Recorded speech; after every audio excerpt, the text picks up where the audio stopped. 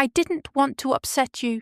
He said it like an excuse, like it justified everything, like hiding something was better than being honest about it. And at first, I almost believed him, because it sounds reasonable, protective, considerate, like someone trying to do the right thing, but something about it never fully settled, because honesty doesn't hurt more than secrets.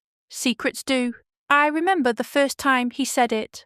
We were talking about something small, nothing serious, just a detail he hadn't mentioned before. I didn't tell you because I didn't want to upset you, he said. I paused, looked at him, then nodded. Okay, because it didn't feel big enough to question. Not yet, but something stayed. Not doubt, just awareness. Because once someone says that, you start wondering what else they might be protecting you from. Days passed, then weeks, and that sentence came back again. Different situation, different detail, same explanation. I didn't want to upset you, and slowly, those moments started to connect. Not loudly, not clearly, just quietly, like pieces of something I hadn't fully seen yet. One evening, I noticed something small, but it mattered. He was telling a story, casually, about his day, something that happened earlier, and in the middle of it, he mentioned a detail, something new, something he hadn't told me before. I paused. You didn't tell me that earlier, I said. He shrugged. It wasn't important, then added, I didn't want to upset you. That line again, but this time, it felt different, because the detail itself wasn't upsetting, not on its own, but hiding it. That changed everything, because when something small is hidden, you start wondering about the bigger things, and that's when something shifted, not around him, inside me, because I realized something.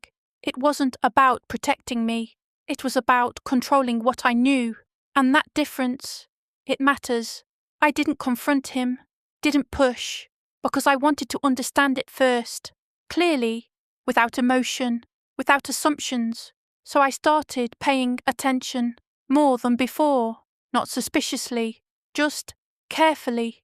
And once you start doing that, you see more than you expect. The pauses, the missing details, the way stories felt, incomplete, not wrong, just not full, like something was always left out. And that pattern, it didn't feel accidental. One afternoon, something happened that made everything clearer. I was out, running errands, nothing important, just a normal day. Then I saw something unexpected. He was there, across the street, talking to someone, a woman. They looked comfortable, familiar, not formal, not distant, just close. I stopped for a moment, not reacting, just observing, because that moment, it didn't feel new. It felt like something that had been happening without me knowing. I didn't walk up to him, didn't call out. I just watched for a few seconds, then walked away, quietly, because I didn't need to confront him right there.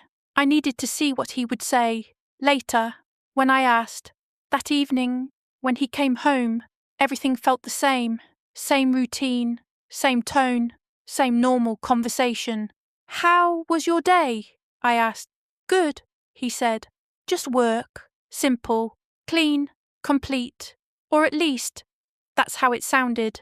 I looked at him for a moment, then asked casually, anything else? He shook his head. No. And that's when everything became clear, because I had seen something, and he had chosen not to say it, not because it wasn't important, but because I didn't want to upset you.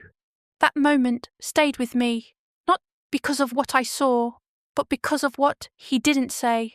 I had given him the chance, a simple question, anything else? And he said no, so calmly, so easily, like the truth was something optional. And that's when I understood something clearly. It wasn't about protecting me, it was about deciding what I deserved to know and what I didn't. I didn't react that night, didn't bring it up, didn't question him, because I didn't want a rushed explanation.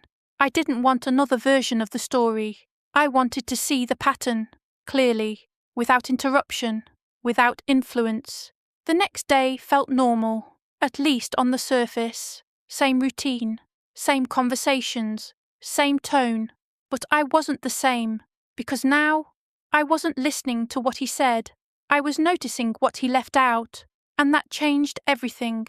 That evening, I asked again, casually, calmly, "How was your day?" He shrugged. "Busy, just work." That word again, work, simple, safe, convenient. I nodded. "Did you meet anyone?" A small more pause, barely noticeable, but enough. "No," he said, and that was it. That was the moment, because now it wasn't just one time. It was a pattern, consistent, clear, intentional. And patterns don't lie. People do. Or sometimes they just don't tell the truth. Looking back, I realised something. The truth isn't always hidden in what people say. It's hidden in what they avoid, what they skip, what they choose not to mention, because silence can hide more than words ever could. "I saw you yesterday," I said quietly. He froze, not completely, but enough to notice. "Where?" he asked, his voice controlled, but different now, less certain, less steady. "Across the street," I replied. "With her." Silence. Real silence this time. Not comfortable, not neutral, just exposed. "It's not what you think," he said, quickly. "Of course, that line, it always comes first. Not truth, not honesty, just correction. Like the problem isn't what happened, but how I understood it." I looked at him calmly. "I didn't think anything," I said. "I just saw. And that difference, it matters, because thinking can be wrong, but seeing is clear." He ran a hand through his hair, looked away, then back at me. "I didn't tell you because I didn't want to upset you." There it was, that line again. But this time, it didn't sound the same. Not protective, not considerate, just empty. Because now, I understood what it really meant. It meant I didn't want to deal with your reaction. I didn't want to explain. I didn't want to be questioned. And that's not protection. That's avoidance. I nodded slowly. "I wasn't upset when I saw you," I said. He looked at me, confused. "Then why?" "I'm upset now," I added. And that stopped him, because it wasn't about the moment itself. It was about what came after. The silence, the omission, the choice to hide it. That's what changed everything.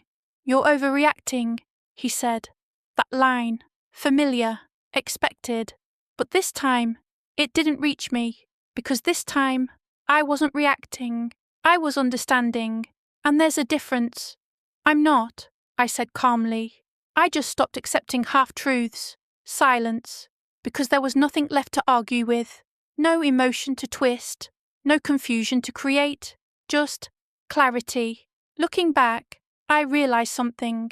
It wasn't about one lie or one hidden moment. It was about a pattern, a habit, a way of controlling what I knew, so everything stayed easy, on the surface. But once you see that pattern, you can't ignore it anymore, because it changes how you see everything. "I didn't think it mattered," he said quietly. I looked at him, and for the first time, I didn't try to understand his intention. I understood the impact. "It mattered enough to hide," I replied. And that was the truth, because people don't hide things that mean nothing. They hide things they don't want to explain. They don't want to justify. They don't want to be seen. And once you realise that, everything becomes clear. I stood up slowly, not in anger, not in frustration, just with certainty. He watched me, trying to find something to say, something that would fix it. But there was nothing left, not really. "Where are you going?" he asked. I paused for a moment, then answered clearly, "I'm choosing the full truth." He frowned slightly. "What does that mean?" I looked at him one last time. It means I'm not staying where honesty is optional, silence, complete, because there was nothing left to explain, nothing left to argue, nothing left to fix, because some things, once you understand them, you can't go back to ignoring them. I picked up my bag, held it lightly, not tightly, just ready, because clarity doesn't ask for permission, it just moves. I walked past him slowly, not rushing, not dramatic, just certain, because once you see what someone hides, you understand what they don't want you to know, and that realization, it changes everything.